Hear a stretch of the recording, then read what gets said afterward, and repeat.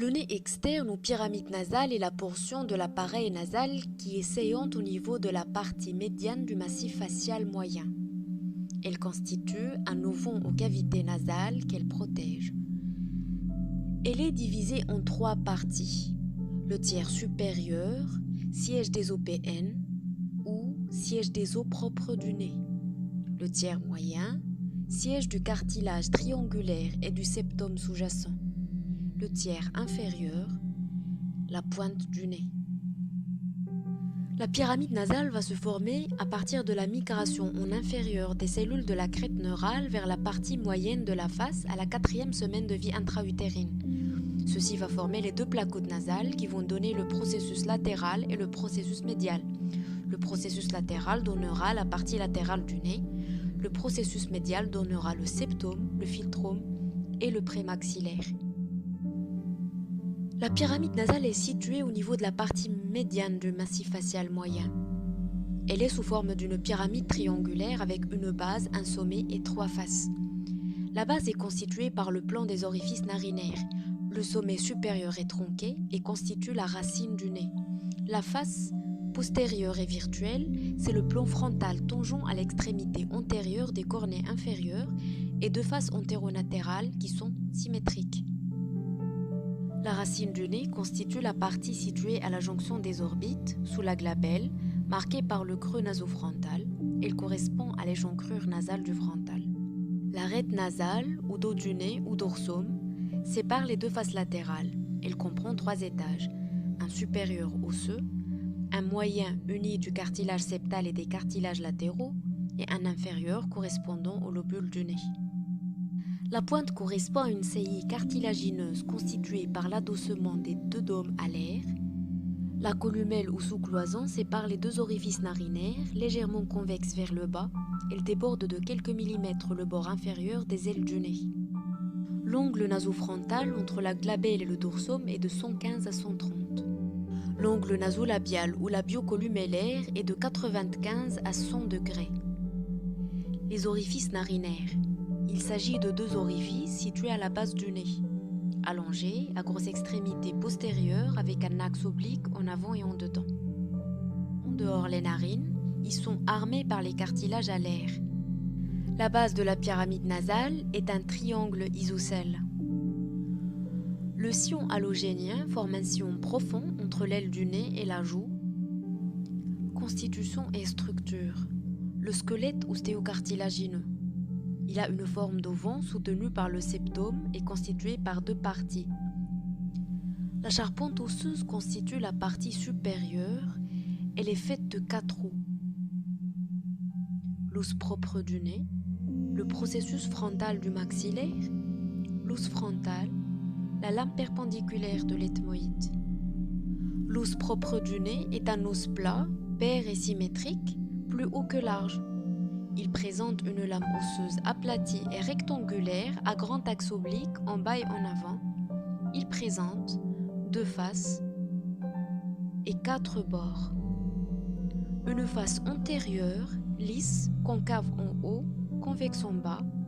Postérieure, lisse, s'articulant en haut avec la face antérieure de l'épine nasale du frontal. Le bord supérieur est épais et dentelé, engrené avec l'échancrure nasale du frontal.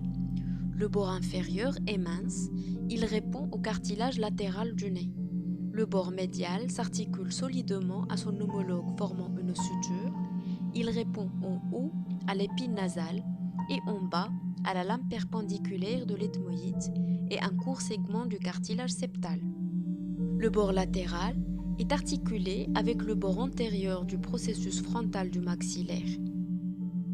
Le processus frontal du maxillaire constitue la portion située en avant de la crête lacrymale antérieure. Son bord antérieur s'articule avec l'os nasal. Le bord antérieur des 2 maxillaires forme avec le bord inférieur des 2 os propres du nez l'orifice piriforme, qui est soulevé à sa partie inférieure et médiane par l'épine nasale antérieure. La lame perpendiculaire de l'ethmoïde s'unit par son bord antérieur en haut à l'épine nasale du frontal, en bas à la face postérieure de la suture des os propres du nez, angle rentrant de la selle nasale.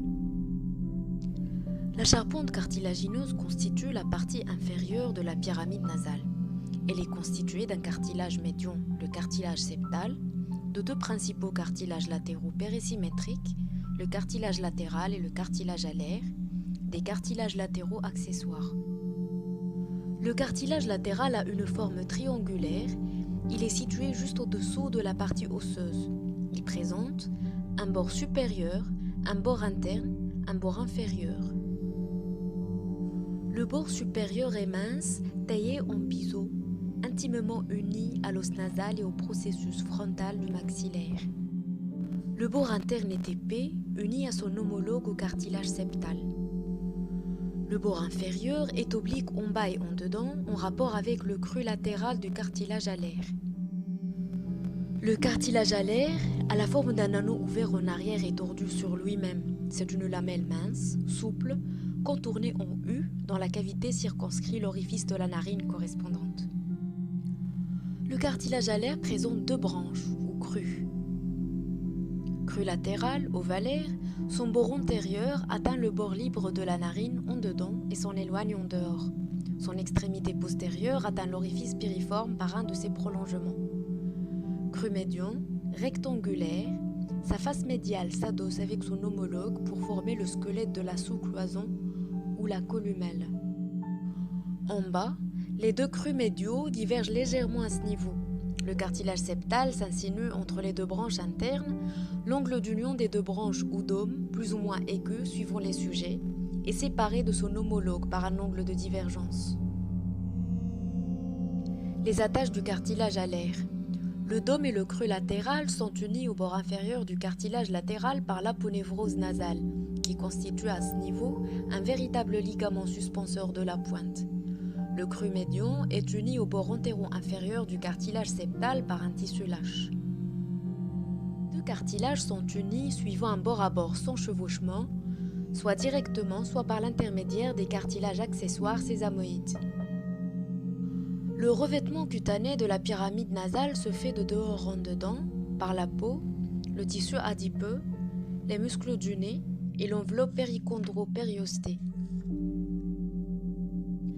La peau de la pyramide nasale est riche en glandes sébacées. Elle est épaisse au niveau de la racine et du tiers inférieur.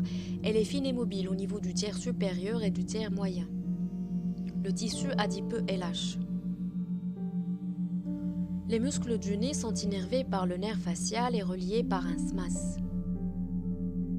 Le muscle transverse, le muscle diatateur des narines, le muscle dépresseur de l'aile du nez, le muscle releveur nasolabial et le muscle procérus. Le périchondre du septum n'est pas en continuité directe avec le périoste vomérien et celui des crêtes maxillaires, ce qui se traduit par une dissection sous-périchondrale et sous-périostée plus difficile lors du décollement. Le revêtement interne est fortement adhérent au squelette ostéocartilagineux. La partie antéro-inférieure, narine ou vestibule de la fosse nasale, est cutanée, garnie de poils. Sa limite supérieure correspond au bord supérieur du cartilage alaire et au bord antéro-inférieur du cartilage septal. La partie postéro-supérieure est revêtue d'une muqueuse de type respiratoire. Entre le revêtement cutané des narines et la muqueuse pituitaire existe une zone de transition. La vascularisation artérielle est assurée par l'artère faciale, une branche de l'artère carotide externe qui donne une artère columellaire et une artère angulaire. La vascularisation veineuse de la pyramide nasale se fait vers les veines angulaires qui drainent les veines alaires. Le drainage lymphatique de la pyramide nasale se fait vers la veine jugulaire interne avec des relais sous-maxillaires et parotidiens. Des branches du nerf facial s'occupent de l'innervation motrice de la pyramide nasale. L'innervation sensitive de la pyramide nasale se fait via le nerf nasociliaire et le nerf sous-orbitaire, qui sont respectivement des branches du 5.1 et 5.2, branches du nerf trijumeau.